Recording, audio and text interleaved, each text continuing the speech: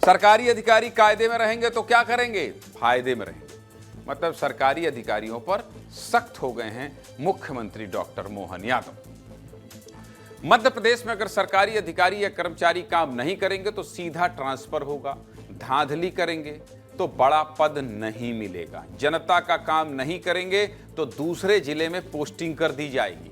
मुख्यमंत्री का सीधा आदेश है कि जनता का काम करने वाले अधिकारी को इनाम और जनता की अनदेखी करने वाले कर्मचारी का तबादला। सीधा सा फॉर्मूला, सीधा, कोई लाग लपेट नहीं। चलिए पूरी खबर बता देते हैं आपके काम की। 2 दिन पहले आपको मध्य प्रदेश सरकार की नई ट्रांसफर पॉलिसी के बारे में हर एक डिटेल बताई थी। कैबिनेट ने नई ट्रांसफर पॉलिसी को मंजूरी दी थी, जिसके बाद सामान्य प्रशासन विभाग की तरफ से अब आदेश भी जारी कर दिया गया है। इस नई नीति में कुछ बड़े बदलाव किए गए हैं, जिसमें सबसे बड़ा बदलाव यही है कि सरकार ने जो टारगेट तय किए हैं उन्हें हर हाल में अधिकारी और कर्मचारियों को पूरा करना है।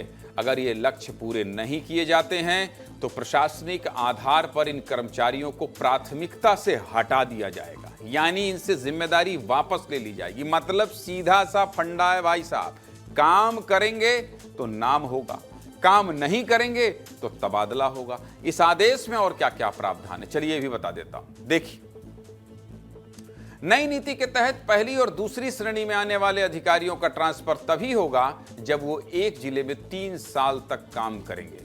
वहीं जो कर्मचारी तीसरी श्रेणी में आते हैं उनका ट्रांसफर भी इसी नियम के तहत होगा। यानी किसी पहली, दूसरी और तीसरी श्रेणी के कर्मचारी ने 3 साल तक एक स्थान पर अपनी सेवा दे दी है तो वो ट्रांसफर के लिए योग्य हो जाएगा। हालांकि सरकार ने यह भी साफ कर दिया है कि 3 साल की अवधि को अनिवार्य ना समझा जाए। यदि किसी अधिकारी या कर्मचारी ने सरकार के द्वारा दिए गए टारगेट पूरे नहीं किए हैं तो उनका ट्रांसफर समय से पहले कर दिया जाएगा। वहीं अगर कोई कर्मचारी पैसे की गड़बड़ी करता है, सरकारी पैसे का गलत इस्तेमाल करता है, सरकारी पैसे का गबन करता है और इन मामलों में दोषी पाया जाता है तो ऐसे कर्मचारी को तुरंत पद से हटा दिया जाएगा। और सुनिए, जिन अधिकारी या कर्मचारियों के खिलाफ नैतिक पतन के आपराधिक केस दर्ज हैं, नैतिक पतन मतलब धोखाधड़ी, भ्रष्टाचार, पैसा जो छापते हैं ना, किसी के साथ छेड़छाड़, ऐसे कर्मचारियों को एग्जीक्यूटिव पोस्टिंग नहीं दी जाएगी। जिन कर्मचारियों के खिलाफ विभागीय जांच चल रही है उन्हें भी एग्जीक्यूटिव पोस्ट नहीं मिलेगी। एग्जीक्यूटिव पोस्ट बड़ा पद। तो पहले अधिकारी सोचते थे कि ना भ्रष्टाचार कर लेंगे, पैसों का हेरफेर कर देंगे, क्या ही हो जाएगा। अब किया तो भैया कोई बड़ी पोस्ट नहीं मिलेगी, याद रखना। और सुनिए, अगर किसी कर्मचारी का ट्रांसफर एक जगह से दूसरी जगह पर होता है तो वो छुट्टी पर नहीं जा सकता। पहले उसे दूसरी जगह जाकर ज्वाइनिंग करनी होगी, ऑफिस आना होगा, उसके बाद ही छुट्टी मिल सकती है। पहले अधिकारी क्या करते थे, नई पोस्टिंग से पहले छुट्टी मना कर आते थे, लेकिन अब ये नहीं होगा। और कोई भी अधिकारी पुरानी जगह से सैलरी भी नहीं लेगा। यदि सैलरी ली तो उसे वित्तीय गड़बड़ी माना जाएगा।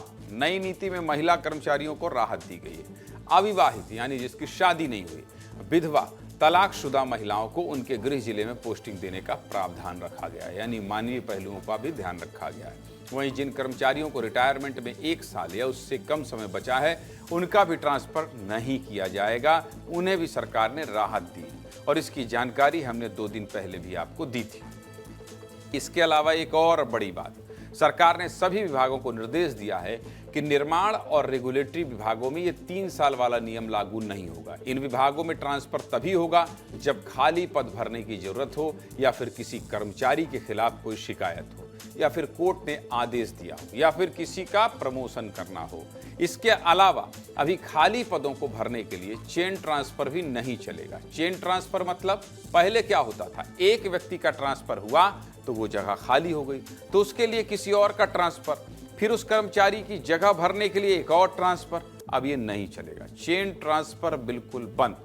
इसके अलावा जैसा हमने बताया था, आदेश में भी वही आया है कि पति पत्नी एक साथ रहने के लिए ट्रांसफर मांगते हैं तो ऐसे आवेदन स्वीकार किए जाएंगे, लेकिन आखिरी फैसला प्रशासनिक जरूरत के हिसाब से होगा। इसके अलावा कोई कर्मचारी कैंसर, डायलिसिस और ओपन हार्ट सर्जरी जैसी बीमारी से पीड़ित है तो जिला मेडिकल बोर्ड की रिपोर्ट पर उसके ट्रांसफर को मंजूरी दी जा सकती है। ट्रांसफर के सभी आदेश ऑनलाइन जारी होंगे और 15 जून के बाद अगर कोई आदेश ऑनलाइन जारी भी होता है तो उसका कोई मतलब नहीं है, उस आदेश को शून्य माना जाएगा। अगर कोई कर्मचारी अपने ट्रांसफर के खिलाफ अपील करना चाहता है तो उसका फैसला विभागों के मंत्री और मुख्यमंत्री करेंगे। छोटे कर्मचारी की अपील का समाधान मंत्री करेंगे और बड़े अधिकारियों का फैसला मुख्यमंत्री स्तर पर होगा। मतलब मुख्यमंत्री का संदेश एकदम सीधा और साफ है। नई ट्रांसफर पॉलिसी में जो प्रावधान किए गए हैं उस बारे में हमने पूर्व आईपीएस अधिकारी से भी बात की, सुनिए। इसलिए निश्चित तौर से जिस जनता के लिए हम बने हैं उसके लिए कार्य कर सकें और उनको उसका लाभ दिलवा सकें, यही टारगेट होना चाहिए। इसलिए निश्चित तौर से जिस जनता के लिए हम बने हैं उसके लिए कार्य कर सकें और उनको उसका लाभ दिलवा सकें, यही टारगेट होना चाहिए। चलिए, ये तो हुई ट्रांसफर पॉलिसी की बात। अब बात करते हैं पुलिस विभाग की। मध्य प्रदेश पुलिस के डीजीपी कैलाश मकवाना ने शुक्रवार को सभी पुलिस इकाइयों को निर्देश जारी किए हैं और कहा है कि कोई भी पुलिस कर्मचारी एक थाने में एक पद पर 5 साल से ज्यादा नहीं रह पाएगा। पुलिस मुख्यालय ने इस बात को माना है कि अगर कोई कर्मचारी लंबे समय तक एक ही जगह काम करता है तो शिकायतें बढ़ती हैं और निष्पक्षता प्रभावित होती है। इसी वजह से रोटेशन बहुत जरूरी है। इसके अलावा एक ही थाने में बार बार पोस्टिंग नहीं मिलेगी। 1 से 5 जून तक ट्रांसफर आदेश जारी होंगे और कर्मचारियों को 15 जून तक नई ज्वाइनिंग करनी होगी। सीधे मुद्दे की बात यही है कि मुख्यमंत्री डॉक्टर मोहन यादव ने यह तो साफ कर दिया है कि सरकारी अधिकारी अगर कायदे में रहेंगे तो फायदे में रहेंगे और अगर लापरवाही करेंगे तो सीधा ट्रांसफर होगा।